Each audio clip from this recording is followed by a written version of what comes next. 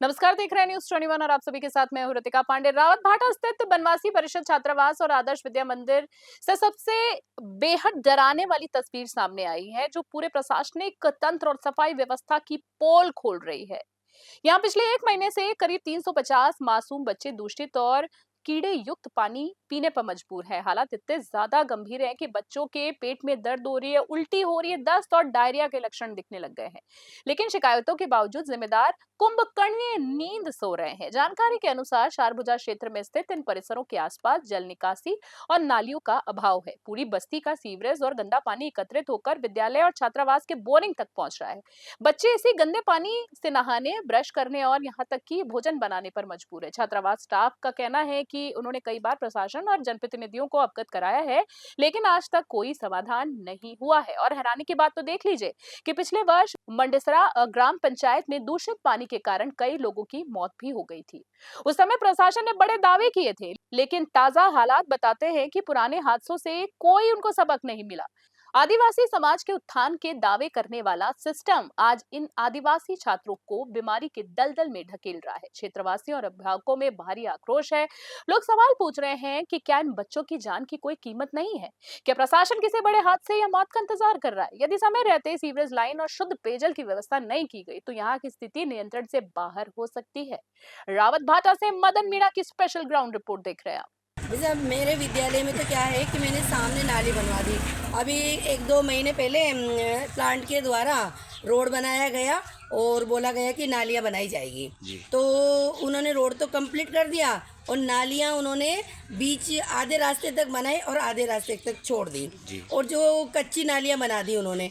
अब कच्ची नालियाँ बनाने से क्या हुआ कि जो भी मकानों का पानी आ रहा है वो नालियों के अंदर आ रहा है और सभी ने मतलब वो जाम होगी नालियाँ, तो वो पानी का रिसाव छात्रावास की ट्यूबवेल के अंदर धीरे करके वो रिसाव पानी गंदा आ गया।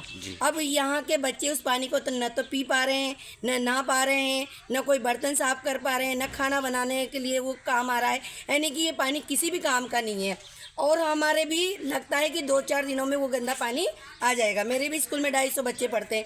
अगर किसी भी प्रकार की कोई समस्या, गर्मी के समय डायरिया हो सकता है या कोई बीमारी हो सकती है, तो इसका जिम्मेदार कौन रहेगा?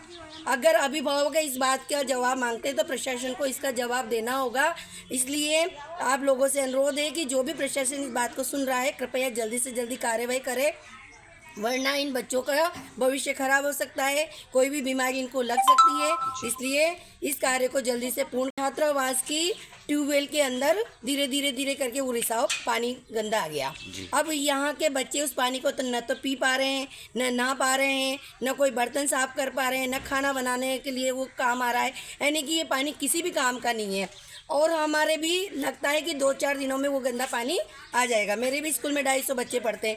अगर किसी भी प्रकार की कोई समस्या, गर्मी के समय डायरिया हो सकता है या कोई बीमारी हो सकती है, तो इसका जिम्मेदार कौन रहेगा?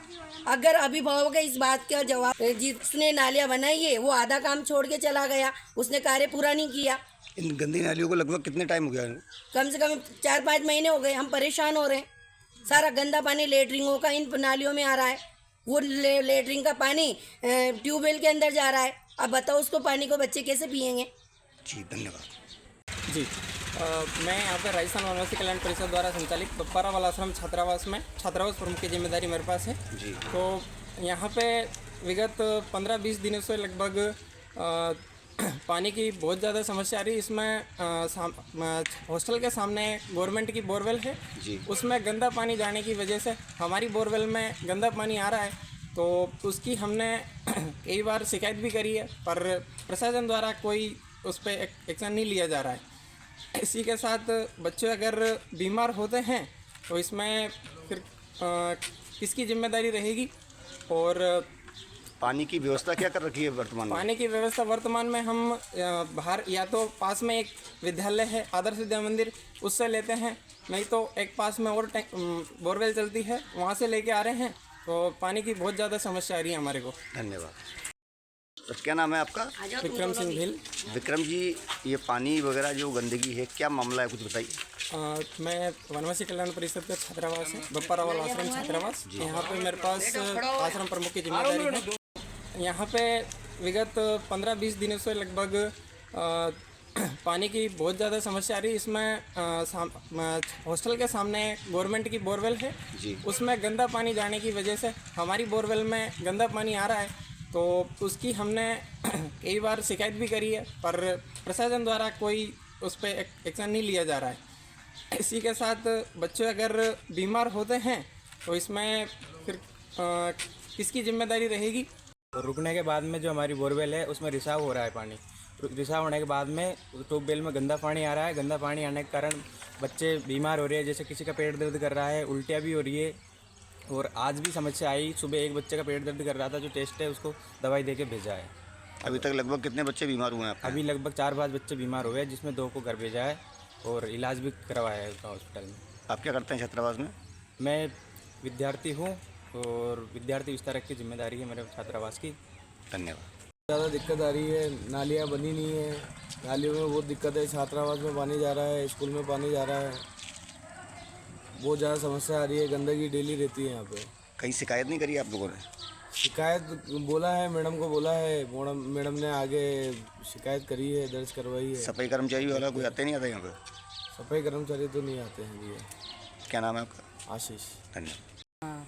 कोई गंदगी हो रही मनवा, नालियाँ भरी, अन्ना सही नालियाँ कर रही है, ये कोई सफाई हो रही गई?